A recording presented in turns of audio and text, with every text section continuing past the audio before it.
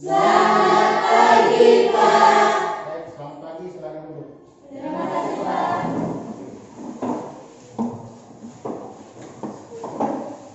Apa kabar semua?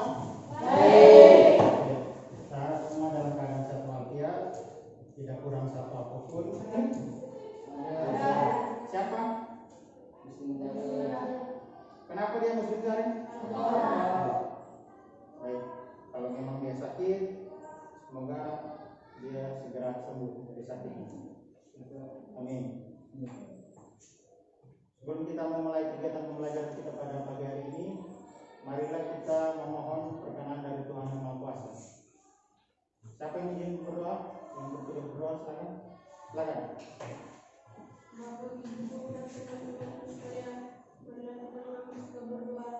Baik, sebelum kita membahas materi kita pada pagi hari ini, ada baiknya kita coba mengingat kembali materi yang kita bahas pada minggu lalu. Ada yang masih ingat materi apa yang kita bahas pada minggu lalu? Masih. Materi apa yang kita bahas pada minggu lalu? Pagi hari ini adalah potensi kemaritiman di Indonesia.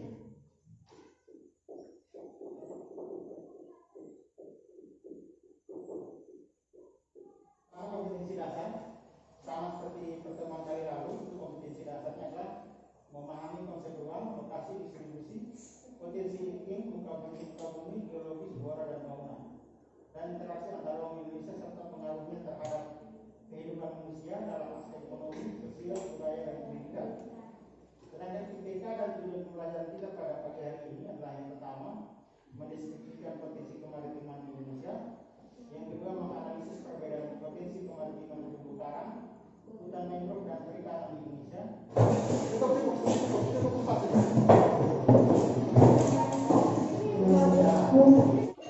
Saya akan putarkan video. Jadi video ini akan berisi informasi mengenai topik diskusi yang akan kita bahas pada pagi hari ini. Saya minta kelompok 1 dan kelompok 2 untuk memperhatikan video ini dan mencatat informasi atau hal penting yang bisa diambil dari video kita yang akan saya kasih. Kepada kelompok 1 dan kelompok 2, kita telah menyaksikan video pembelajaran yang telah saya putar tadi. Saya harap semua sudah mencatat informasi yang penting yang bisa didapat dari video tadi, baik video yang pertama maupun video yang kedua. Untuk selanjutnya kita akan masuk di sesi diskusi. Saya akan bagikan lembar kerja yang akan dikerjakan sebagai bahan diskusi pada kelompok masing-masing. Kita masuk ke sesi yang berikut adalah sesi tanya jawab. Kepada kelompok 1 dan kelompok 2 harap mempersiapkan pertanyaan.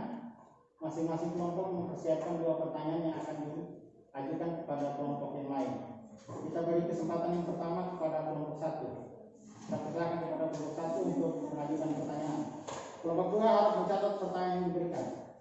Pada kelompok 1 saya persilakan. Perkenalkan, nama saya Maria Merjina Nuriati. Saya ingin bertanya kepada kelompok 2, mengapa penggunaan pukat harimau dapat merusak lingkungan? Masih ada kelompok 1? Nama saya Yusuf Muslim. Saya akan mengajukan pertanyaan ke kelompok 2. Apa manfaat melestarikan terumbu karang? Silakan duduk.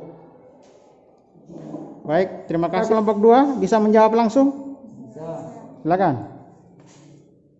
Perkenalkan, nama saya Nur Azaria. Saya akan Kelompok 1 harap memperhatikan jawaban yang disampaikan oleh kelompok 2.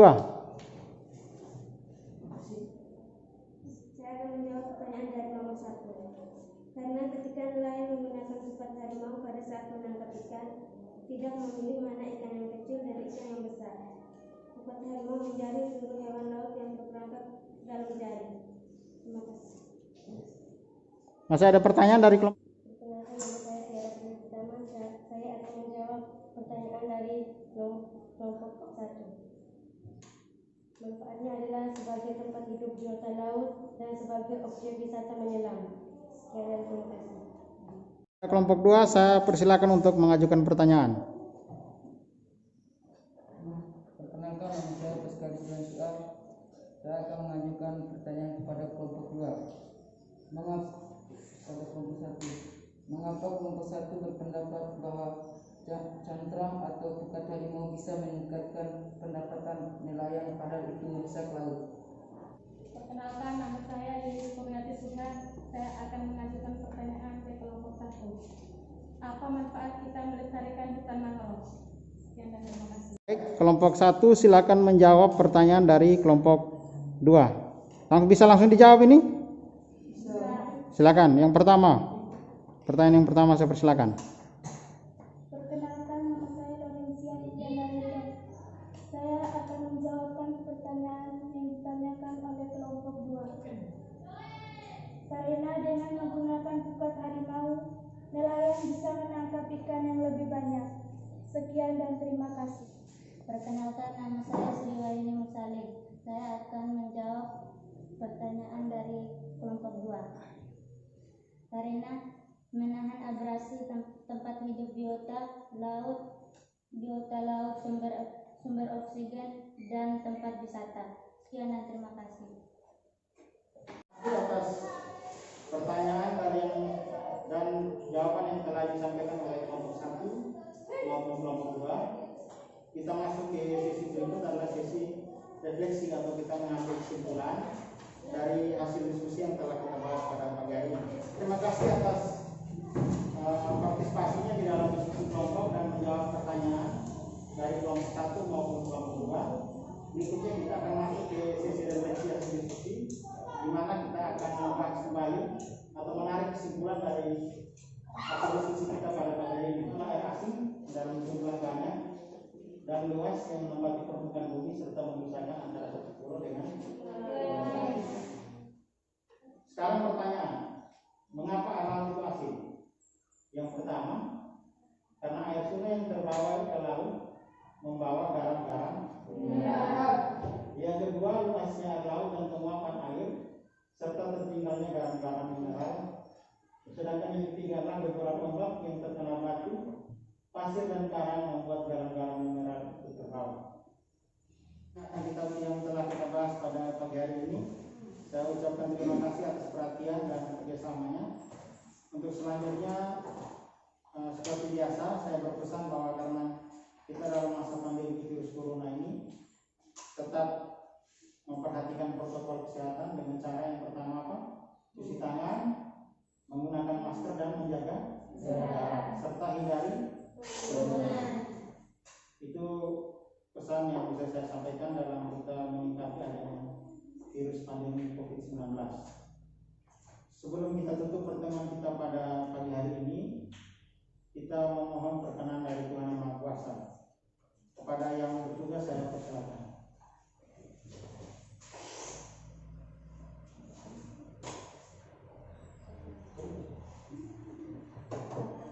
Keras itu supaya didengar. Bapak Guru dan teman-teman sekalian, hari lagi kita menyiapkan hati dan batin kita untuk berdoa. Dan izinkanlah saya memimpin doa ini secara Islam. Berdoa mulai.